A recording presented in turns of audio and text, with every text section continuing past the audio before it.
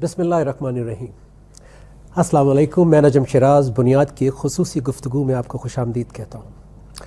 नाज़रीन, पाकिस्तान की बुनियाद जिन इस्लाम के बुनियादी उसूलों पर रखी गई वो उसूल हैं जिन पर चलकर कोई मुल्क और कौम नाकाम हो ही नहीं सकते, क्योंकि वो उसूल हैं ही बुलंदी के लिए, जैसे कि अदल व इंसाफ, मेरिटोक्रेसी, मुसावात, इक्वल राइट्स, नज़्म व ज़ब्त, कानून की बालादस्ती और एक फलाही मुमलिकत का तसव्वुर जहाँ पे सेहत, तालीम, रोज़गार सबको मिलेगा।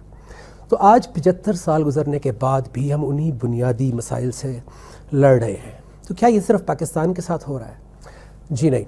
अगर आप डेवलप्ड कंट्रीज़ की भी तारीख़ देखें और उससे पीछे जाएं, और यहाँ तक कि अगर आप कुरान हकीम का मुताला करें तो आपको अंदाज़ा होगा कि जब भी किसी मुआशरे में आम इंसानियत तक हुकूक और वसाइल पहुँचाने की कोशिश की गई तो बहुत सारे लोगों को नागवार गुजरा और उन्होंने मुखालफत की, क्योंकि हर दौर में वसाइल और दौलत चंद लोगों के हाथ में होती थी और वो इंसानियत को कंट्रोल करना चाहते थे। लेकिन अल्लाह ने अपने अंबिया कराम के ज़रिए, नेक लोगों के ज़रिए वो हुकूक और वसाइल लोगों तक पहुँचाए ताकि ज़मीन में अमन व अमान कायम हो सके।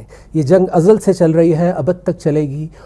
आपको और मुझे ये फ़ैसला करना है, क्योंकि हमारे हिस्से में भी ये जंग आई है, कि हम इस जंग में पाकिस्तान के साथ खड़े होंगे या खामोश तमाशाई बनकर खड़े रहेंगे।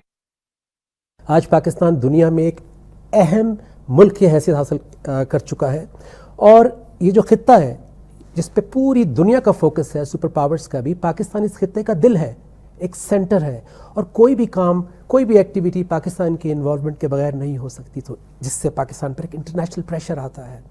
लेकिन अगर हम अंदर मुस्तहकम होंगे, मुत्तहिद होंगे, तो कोई प्रेशर हमें नहीं रोक सकता।